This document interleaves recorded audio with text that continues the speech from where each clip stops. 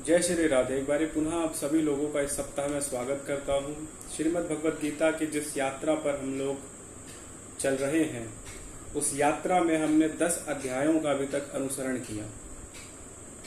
क्रम को आगे मैं उसी रूप में ले जा रहा हूँ और 11वें अध्याय का जो है आज हम अनुसरण कर रहे हैं, करेंगे। 11वां जो अध्याय है उसमें अर्जुन के प्रार्थना पर कृष्ण ने जो है, ईश्वर ने जो है अपने विश्व रूप का जो है वो दर्शन दिया है, विश्व रूप का जो है वो दर्शन करवाया है। और क्या है इस अध्याय के श्लोक और क्या है इस अध्याय का, किस तरीके से इसमें अर्जुन ने बात करा, कृष्ण ने कैसे समझाया। तो जो 11वां अध्याय है उसका पहला जो श्लोक है वो आप लोगों के सामने मैं रखता हूं और यहां से हम शुरू करते हैं। पहला जो श्लोक है वो है, मदनुग्रहाय परमं गृहम अध्यात्म सज्जतम यत् तव्या उक्तम वचः ते मोह अया विगता मम। यानी कि अर्जुन बोले कि मुझ पर अनुग्रह करने के लिए आपने जो परम गोपनीय अध्यात्म वचन अर्थात उपदेश कहा, उससे मेरा यह अज्ञान नष्ट हो गया है। आगे फिर कहते हैं क्योंकि हे कमल नेत्र, आगे कहते हैं क्योंकि हे कमल नेत्र, मैंने आपसे भूतों की उत्पत्ति और प्रलय विस्तार पूर्वक सुने हैं तथा आपकी अविनाशी महिमा भी सुनी है।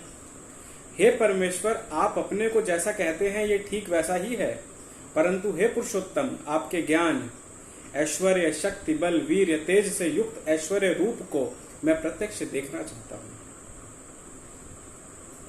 जो श्लोक है बड़ा अच्छा श्लोक है कि एवं एतत् यथा आत्वम आत्मा परमेश्वरम दृष्टम इच्छामि ते रूपम ऐश्वरम पुरुषोत्तम, कि मैं जो है आपके विश्व रूप को जो है वो देखना चाहता हूँ।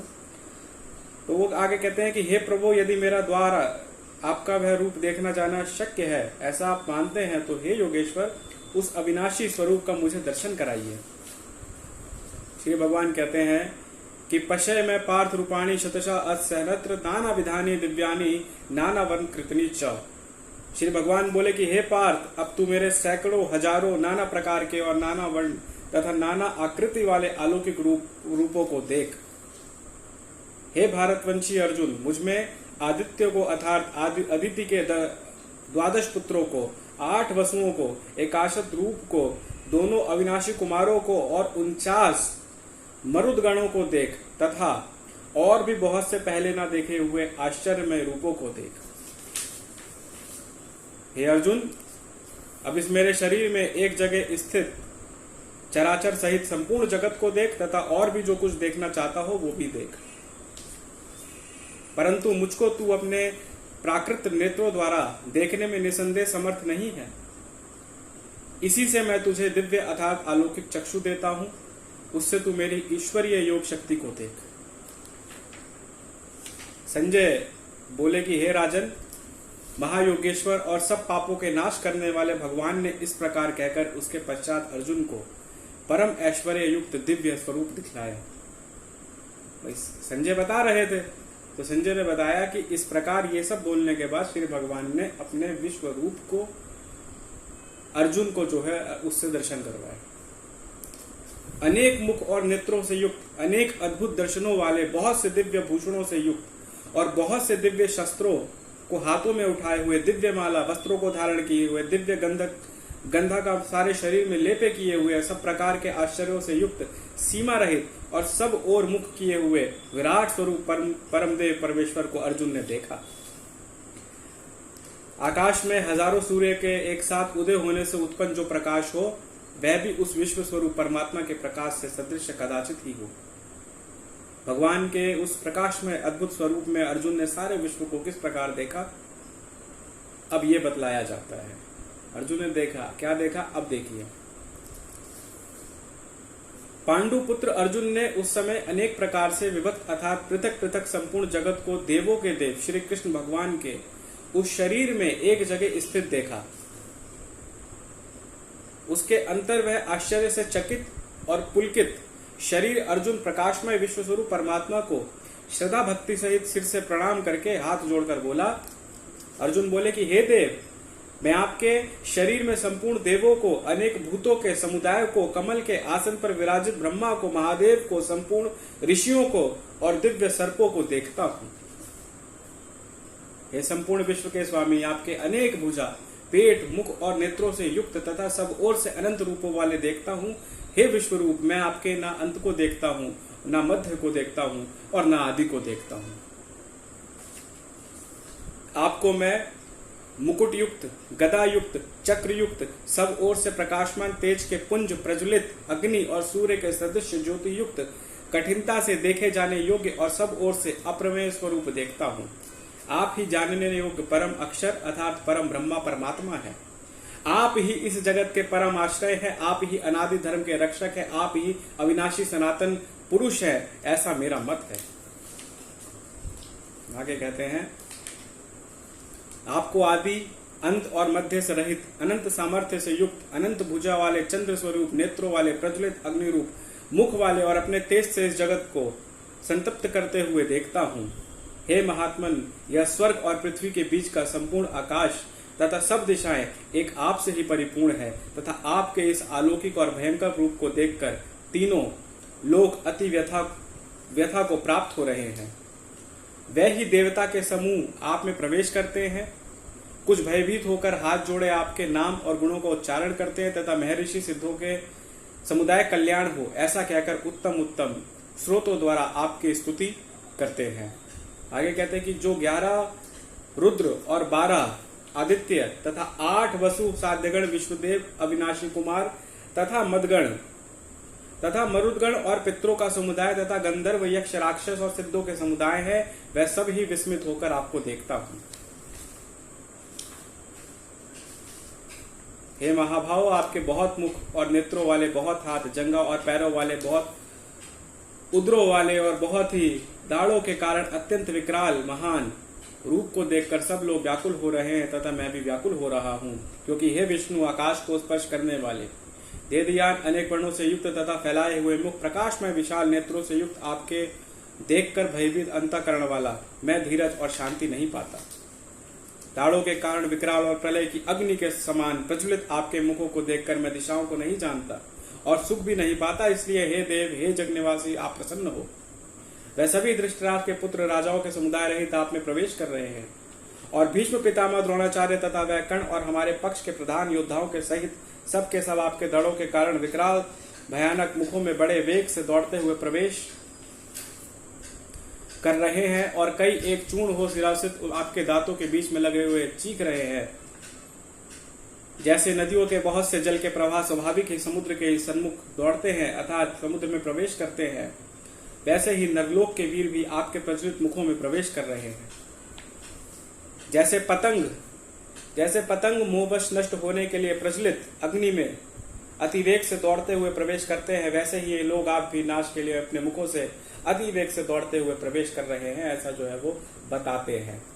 आगे कहते हैं कि आप उन संपूर्ण लोगों को प्रज्वलित मुखों द्वारा ग्रास करते हुए सब ओर से बार बार चाट रहे हैं। हे विष्णु, आपका उस प्रकाश संपूर्ण जगत को तेज द्वारा परिपूर्ण करके तपा रहा है। मुझे बतलाइए कि आप उग्र रूप वाले कौन हैं। हे देवों में श्रेष्ठ, आपको नमस्कार हो, आप प्रसन्न होइए। आदि पुरुष, आपको मैं विश्व रूप से जानना चाहता हूं, क्योंकि मैं आपकी प्रवृत्ति को नहीं जानता।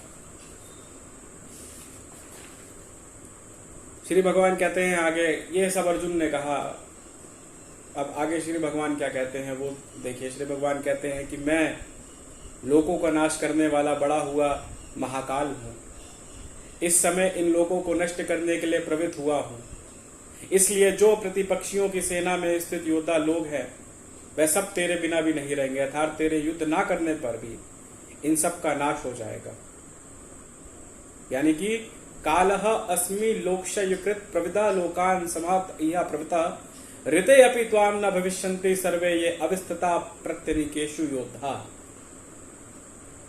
आगे कहते हैं, इस प्रकार जब अर्जुन के प्रश्न का उत्तर देकर श्री भगवान ने 2 श्लोकों में किस तरीके से युद्ध करने के प्रकार को दिखलाया, तो अर्जुन को उत्साहित करते हुए आज्ञा देते हैं, अतएव तू उठ, यश प्राप्त कर, शत्रुओं को जीत कर, धन्य धान्य से संपन्न राज्यों को भोग। ये सब शूरवीर पहले ही तेरे द्वारा मारे हुए हैं। हे सभ्य साची तू तो केवल निमित्त मात्र बन जा, ऐसा श्री भगवान कहते हैं।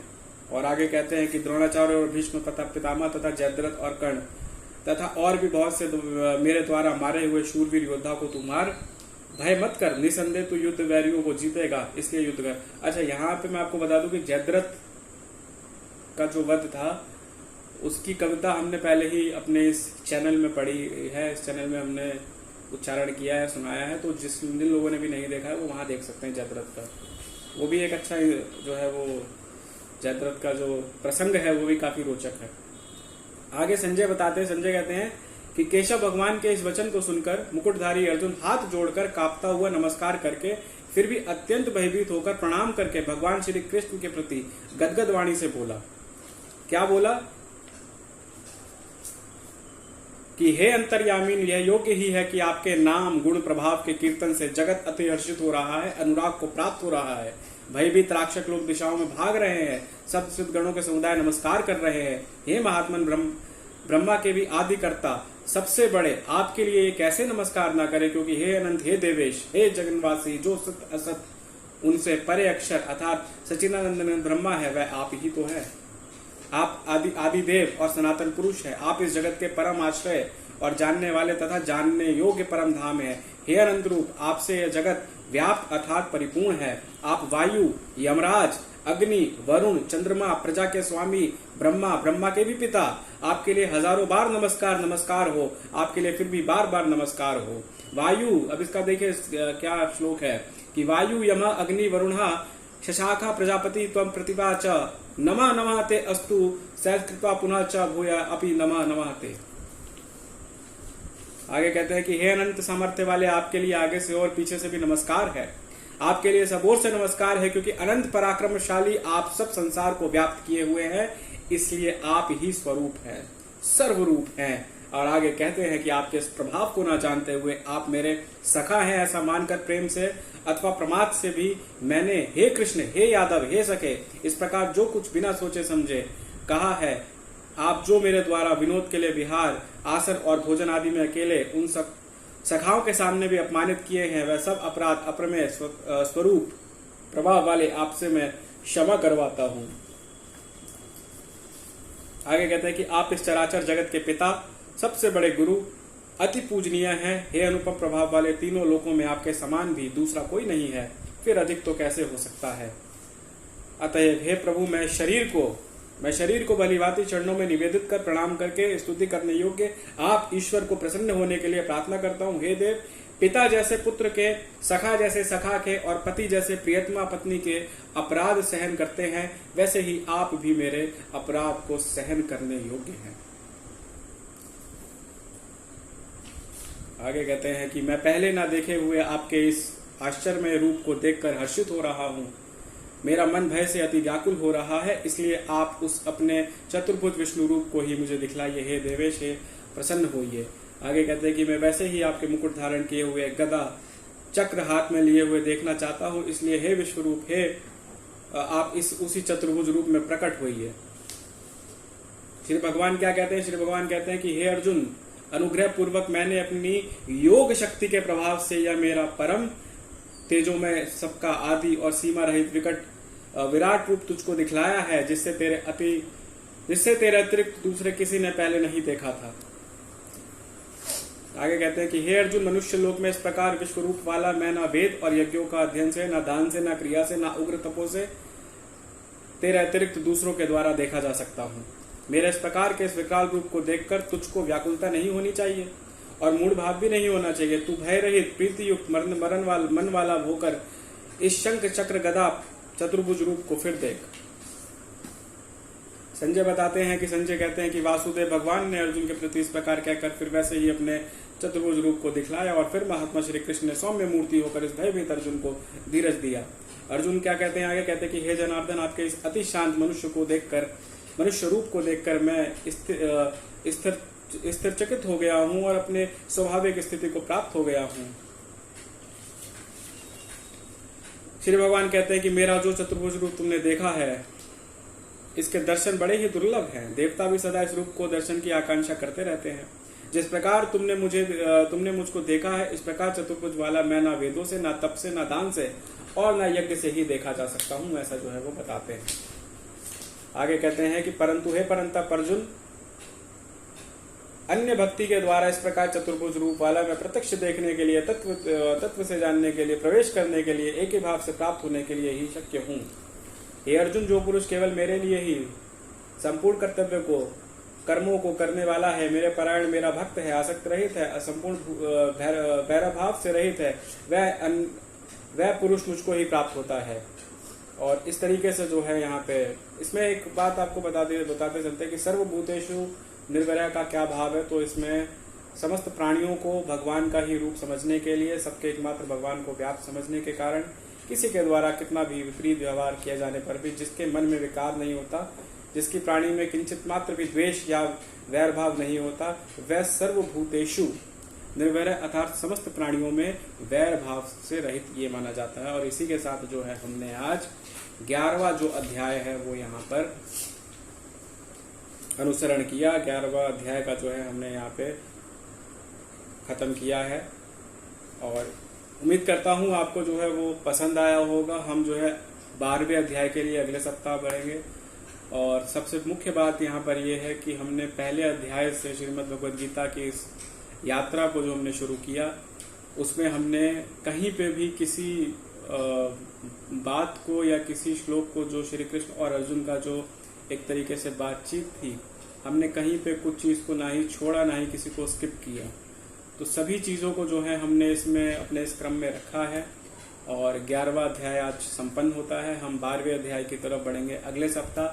तब तक के लिए देखते रहिए और श्रीमद् भगवद गीता से अपने आप को जोड़ते रहिए। नमस्कार।